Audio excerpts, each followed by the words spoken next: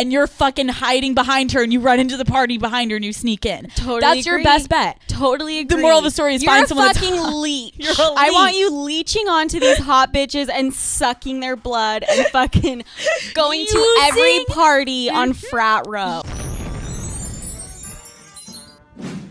Okay, this is the Call Her Daddy podcast.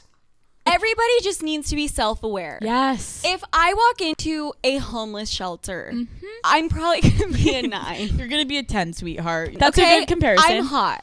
Right, you're hot At there. a homeless shelter. You at walk at a soup kitchen, I'm fucking Candace Swanny-Opal or whatever the fuck her last name is. You walk into San Diego State, oh, sweetheart, whole other ball game. I'm a 5 on a good day. On a good day. Okay, it's on all a good about day. relativity. It is. And if you are a hot girl at college, you know what? Your best friend may be a 6, a 5, and that's totally fine. We love good friendships. However, when it comes to partying, you need to find yourself a fucking hot girl. Yep. Because what's going to happen is you're going to find yourself running into situations where the guys are only inviting you. And it's like, well, can I bring my other friend? They're like, blah, blah, blah. Sorry, can't. Find another hot friend. You are way more likely to get invited to a party if there are multiple hot girls with you. If, 100. however, you now are below a 7, girls, find a fucking hot friend. Latch on, because your fucking best hope of getting invited to that after party with all of a sudden the fucking hottest athletes, the D1 guys that are throwing the after party, and you're like, how do we get in? It's from the fucking hot friend. Yes. There it is. I got to do the sound effect again. All right, here is what I'm going to say the fall of relationships is. This is going to be one of the biggest factors in this. And Ambition Matters, my man, Ambition Matters with the super chat says, simp behavior has 4s thinking like 9s, shaking my head. Exactly.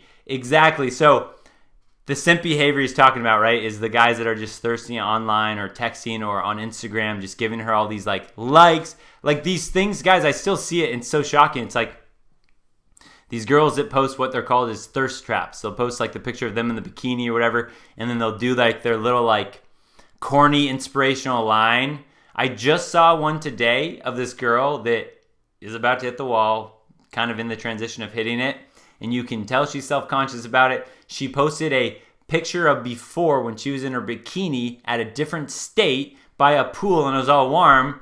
She posts it with this inspirational message, blah, blah, blah, blah, blah, blah.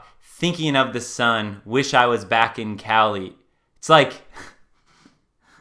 she's posting this old picture, this old thirst trap up there with the, and I saw, and again, this was just like a normal girl. She had like 243 likes. And I'm just looking at that, like every guy that did that is increasing this, it's like that simp behavior. Every guy that just feeds into that, where I just look at that stuff, I'm just like, you're just doing that just for the likes in the comments and that cheesy inspirational message. I refuse to like a picture like that. But what she said just there, and let me rewind that like 5 seconds just to hear what their goal is. And this is, again, one of the fall of relationships. Party with all of a sudden the fucking hottest athletes, the D1 guys that are throwing the after party, and you're like, how do we get in? It's from the fucking hot friend. Yes. Make her. Right there, guys. You guys heard that. Their biggest goal is like, hey, if you're a girl and you want to get to the hottest parties with the after parties with the hottest guys, the D1 athletes. The D1 athletes are the mega Chad and the mega Tyrones. The guys that are in these peak muscular shape. They're got the peak confidence because they know they own the campus and all that. And what happens is what she's saying here, again, right, guys, is all of the girls that are below 7s. And I don't know how these girls would rate 7 and whatever. But just think about that. All the girls that are below 7s, they're getting this advice to leech on to the hottest friend you have so that you can sneak in there to these after parties where you can experience the D1 Mega Chad and Mega Tyrones as long as you are one of those girls and you know your place and you know that you're going to have to be available for the gangbang. You're going to have to be available for getting ran train on for these guys because then they'll be like, all right, yeah, sure, we'll throw Cassie in here. Yeah, come on over here, Cassie. It's like that idea, right? These girls are just like sneaking their way into these parties just to get a shot at these higher status men that in reality they know they wouldn't have a shot with.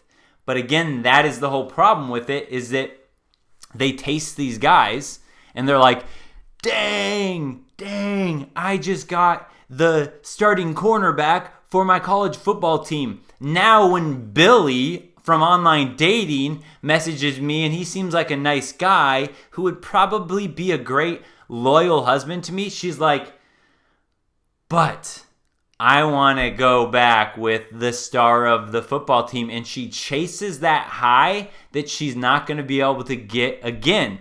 But again, when she online dates, she keeps searching for that same type of high. And then as she's doing this, she gets all these simps that will take her to these really nice restaurants, that will fly her in his private jet, that will do the little like, I'm going to walk you out and do this candlelit dinner, the romantic guy. They have all of the different subtypes of guys that they just keep dating around looking for one of these mega Chad or mega Tyrones because their hypergamy believes they tasted it once, they should be able to get it again. So she searches, and then all of a sudden, the matches dry up. The eggs dry up.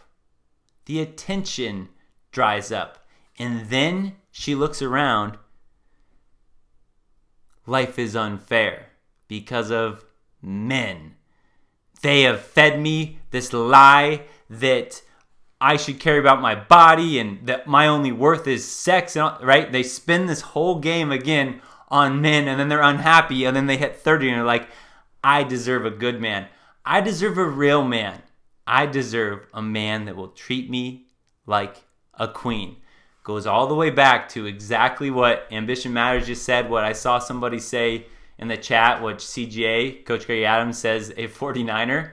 It's a 4 that believes she's a 9. It's exactly that. Because of advice like this, the women sneak in and they get a taste of something that they're never going to realistically find again. And again, their hypergamy will not let... Versus, guys, take the difference. Let's just take a guy that says... You guys will be so much more realistic and modest about this. It's like, take the guy that maybe thinks of himself as not the highest status man, and he landed some smoking hot babe. Maybe he was just super charming one night, and him in his head, he's like, dude, she's out of my league, right? Guys will actually admit to something like that. So if he tasted something like that for a night, and it's not like that guy walks around going, I am never going to settle with anyone other than that. You know, she better be that or better. And guys don't think the same way. Guys don't have hypergamy. So it's totally different. But this right here, to me, is the fall of relationships, is, again, the false sense of being able to attain mega Chad, mega Tyrone, or even regular Chad, regular Tyrone in your local area because of online dating apps and social media. Oh, yeah, man. I actually had... So I had... Oh, man, there's this girl that... It's sad, man. But you see, when you hang out with certain people, especially I was in a fraternity, so I would have different groups of people that would be in with different groups. You'd have the people that, know the athletes or whatever. They know that, and you would hear certain stories, or you'd hear reputations. It's like, there's this girl that I went to, she was from my rival high school from growing up here, and we went to the same college, and before going to college, she was like a good girl. Or theoretically a good girl, what you would assume, but she wasn't like a party girl. Totally changed, and she doesn't look the same at all. This girl, I've seen her, around town every once in a while here. But in college, I had heard that she had the nickname Cum Dumpster. Her nickname was Cum Dumpster because what she would do is she would wait till really late at all the athlete parties. And again, we were at a Division I school. So she would wait for all, at the athlete parties. She would always hang around towards the end, and she would get really drunk, whatever. And she would be one of these girls that, like, again, she thought her value was just sex and all that stuff. And apparently, and to me, it's sad to think about this, but this was her nickname. People would walk around, especially the athletes, and they would see her and they would label her, oh, that's Cum Dumpster. because apparently she would get to the point where she'd be drunk enough she would get trains ran on her and get all this different group sex on that stuff where she was basically the only girl, and she would say, I'm a cum dumpster, fill me up, and that was like her line that she would get to when she gets super drunk, and that became her reputation in the way that she lived. Dude, that girl is not even close to the same person as she was, and I grew up knowing her and see her now. Totally different thing, man.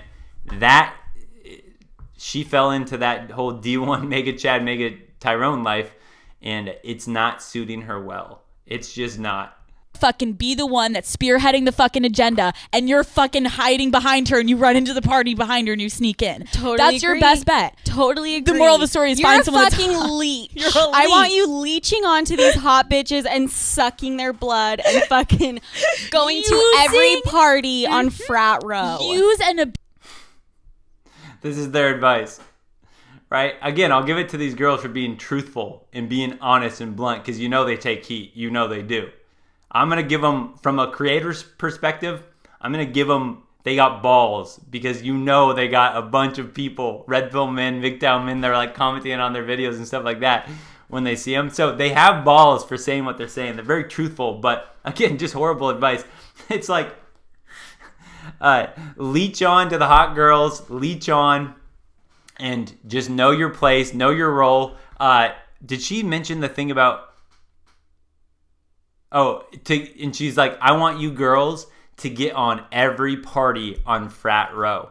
Guys, if you know women that were in sororities, I've said this before, I'm just going to say, they have seen some things, they have experienced some things, and if you know about hypergamy, you can guess that's a big red flag of someone you might want to be very cautious of, especially when she was at all these parties on Greek Row.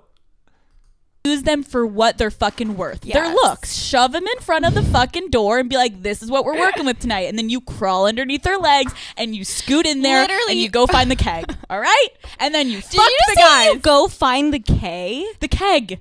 Why are you always thinking about drugs, Sophia? All right, that is use the hottest girl, show up, be like, hey, frat guys, hey, here's what we're working with. You present your hot friend, and then she says, you scoot under her legs if that's what it takes, and then go in there and you F the guys in there.